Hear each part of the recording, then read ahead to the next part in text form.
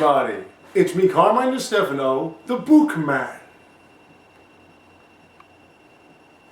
Well, together along this path of life, we have reached the end of another year. And I'm not going to get into how horrible it was. There were some bright moments for me during this 2020, and you've heard it all before, and it is going out in a clunker, but be that as it may, typically at this time of the year, I would give you my top 8 gaming list based on specific titles and my honorable mentions. But I really didn't feel like doing it right now because this year hasn't produced tremendous titles when you think about it.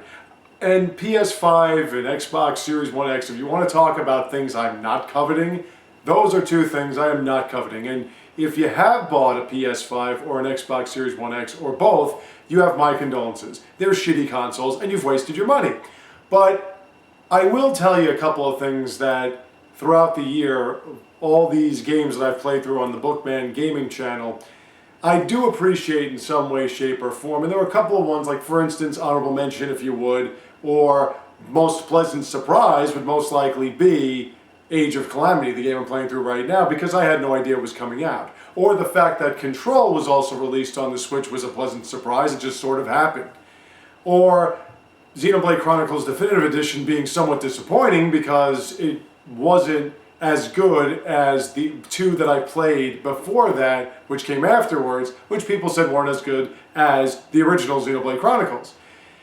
And a few other things, like the most frustrating, could also be construed as Age of Calamity because I'm losing my mind playing it.